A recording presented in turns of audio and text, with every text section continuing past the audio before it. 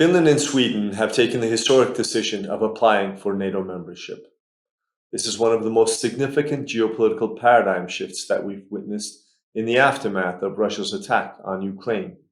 Clearly, the national security considerations in Helsinki and Stockholm have changed drastically.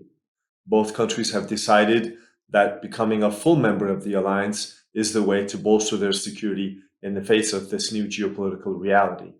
Normally, this would have been expected to be a smooth process. After all, Sweden and Finland are long-standing partners of NATO, and they enjoy excellent relations with all NATO members. But there's a problem. Today, Turkey, one of the 30 NATO allies that needs to greenlight this process, has blocked the initiation of talks with Sweden and Finland. Turkey's demands from Sweden and Finland are twofold. The first has to do with the restrictions that these countries are imposing on the export of defense industry items to Turkey. Turkey wants an end to these restrictions. The second request that Turkey is making has to do with what it believes is a permissive environment that is accorded to anti-Turkish groups in both countries. Turkey's concern is particularly in relation to the PKK, a terrorist organization that, according to Turkish officials, finds a permissive environment for recruitment, propaganda, and fundraising in both countries, but particularly in Sweden. Turkey's action is not a function of President Erdogan's relationship with President Putin or of Turkey's complex relationship with the Russian Federation. It has to do with its national security considerations. But the optics coming out of Turkey's decision have been very detrimental to its own image. This is particularly true because of the timing and form of Turkey's decision.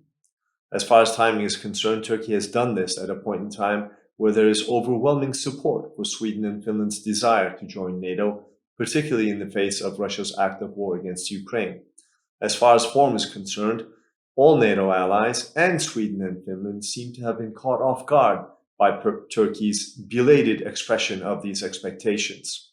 The fact that Turkey chose to do this in the public domain has added speculation that there may be domestic political considerations behind Turkey's decision. This is an unfortunate crisis for NATO that comes at a critical moment in time. It is neither in Turkey's nor Sweden or Finland's interest to prolong this problem. Turkey has historically had good relations with both Sweden and Finland. The three countries should make best use of this positive legacy and through bilateral contacts see to what extent and how Turkey's concerns can be met. Turkey, on its part, should make it crystal clear that it will not stand in the way of Sweden or Finland in their quest to join NATO as full members. The United States can facilitate this both by encouraging these talks between Turkey and Finland and Sweden, but also by engaging Turkey directly on its security concerns, particularly in relation to its fights against terrorism and the PKK. The war in Ukraine had regenerated interest in the positive contributions that Turkey can make as a NATO ally. Its cooperation with Ukraine on a number of fronts, the important role that Turkish drones played for Ukraine in repelling Russian attacks, and Ankara''s decision in the wake of the war to close the Turkish Straits were all recognized as important steps by its Western allies. Turkey should seek to preserve and build on this positive momentum. In this context, it can do so by unblocking the negotiations with Sweden and Finland in NATO, but concurrently strongly urging both parties before the final decision for them to join NATO is made to address some of Turkey's security concerns.